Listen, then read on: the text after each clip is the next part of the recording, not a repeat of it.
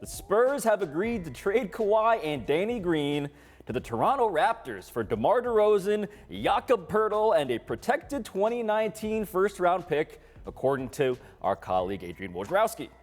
Kawhi has reportedly made it clear that he has no desire to play in Toronto. So, Bo, how should Kawhi be feeling today after finally getting moved out of the place he didn't want to be? I mean, it all depends on what you mean by should, right? What does he think is going to happen? I don't understand how they don't seem to understand how this works. The team has your rights. If you're still under the contract, you don't want to go play for Toronto. I get that. That's what the option is. That's where there is for you to play. And I feel like Toronto kind of needs better PR because Toronto is dope. Yes. Dope. And this dude has demonstrated that he's willing to leave money on the table. Go ahead and pay a little extra tax and go live that Toronto life. The way Kawhi Leonard should be feeling, of course, remains a mystery to us because we've mostly heard from his uncle via proxies and or his agent, who's his own complicated tale in this through another proxy potentially. But he should feel like he did, on the one hand, get one-upped by Greg Popovich. If you were thinking that you were going to use your leverage and your threat to not play to get to LA, Greg Popovich had other ideas for you. You got to tip your cap to him on that. But the second thing is, he is going to a great city, and he also has a better chance of making the NBA Finals now. He's going to That's a better the upside. Yeah, I mean, this isn't bad for right now. If you want to go to the Lakers at the end of the season, that's fine. What I don't have any indication of, where is he willing to camp out for a year? Like, if this isn't the place that he's willing to go for a year, where is it that he's willing to go for a year? This is a contender with great fans who line up in the cold outside of the arena. Well, it's also fair to ask the question, is he surrounded by amateurs? Right? The people that are handling this for him, the people that are doing his business. He's got an agent that isn't really a basketball agent. I think Rick Bucher wrote about this for Bleacher Report, how people in the league don't really know him. I was reading a story about how the dude's dad put an infusion into this company, and then now the agent's dad. Yeah, the agent's dad. And now this guy's the one that's handling things for Kawhi Leonard. So it's him and your man, Uncle Dennis. Uncle Dennis, who the Spurs greatly dislike. All we know about him is that they don't like him and that he's his uncle. Who's in charge here? Who's running this? What is your play? Because we don't want to go to Toronto. What's your plan for getting out of it? If you are sitting in that situation room for Kawhi Leonard and you are going to make the argument that it is wise for him to sit out games, you will find a lot of people who are otherwise pro-player, in many respects, horrified. No.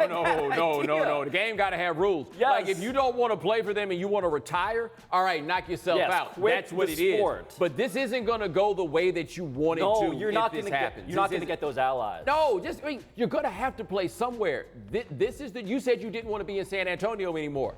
You're not in San Antonio anymore. It could have been a lot worse. Yes. It could have. And actually, the best part about this, I've got some sound here of Kawhi Leonard and what he thinks about all this. Oh, really? That was startling multimedia. Next card is DeMar DeRozan. Yes. You may have heard he was involved in this same trade. Chris Haynes reported that DeRozan met with Toronto brass in Las Vegas during Summer League and was told he would not be traded. But after being traded for Kawhi Leonard, DeRozan is not backing off his claim and is, quote, extremely upset, according to David Aldridge and DeMar's Instagram story. Pablo, does DeRozan have a legitimate reason to be angry? As a human being who thought he had formed relationships that superseded business, sure. But if you are that person who thought relationships in basketball superseded business, you were also quite naive. I understand that DeMar DeRozan loved Toronto. I understand that he had a legitimate best friend in Kyle Lowry. I remember doing Dan's radio show, Levitard's radio show, and they talked about themselves as Pinky and the Brain, this duo that genuinely got along, and they both wanted to see this through to the end.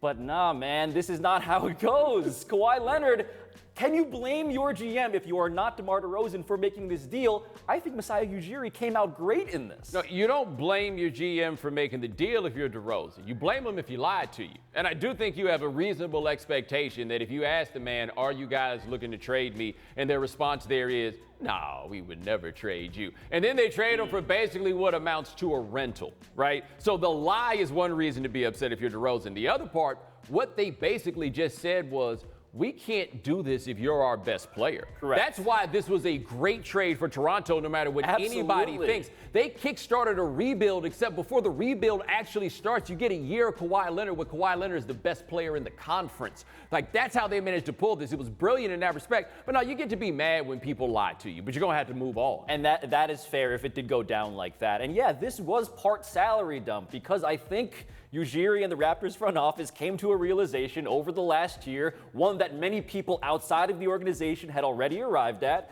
which is that DeMar DeRozan cannot be the best player on a championship team. That said, if you are DeMar DeRozan, it's okay to be this sad. I am sympathetic when your IG story looks a little like this. Yeah, man, he was down. He was down. Ooh, you told one thing and the outcome another. Can't trust them. Ain't no loyalty in this game. Sell you out quick for a little bit of nothing. And the nothing is where I would quibble. I mean, it's 1 year. It's 1 year. He says, soon you'll understand.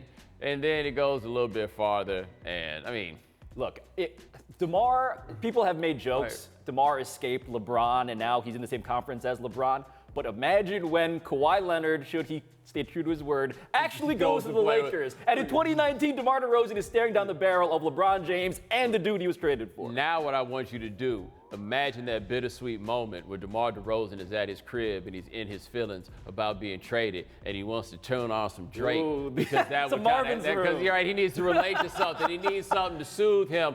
Except that's got to be a little typical of a situation right now. Like, Drake ain't really your people like that anymore. He plays for the other team now, you know? And Masai just hit him with, I'm just saying, now we can do better. Yes, Drake must leave the playlist entirely, but the good news and the silver lining is that Greg Popovich very clearly isn't trying to rebuild. Greg Popovich is old enough and Greg Popovich-y enough where we know that he just wanted to keep contending, and he will get the opportunity to do that. Well, no, they're not contending. They're not contending with him. Well, they're going to try to contend. Yeah, they weren't going to contend with Kawhi Leonard, but they will be good. And that's enough, I think, for where he is in things. I'd be damned if I was his age rebuilding.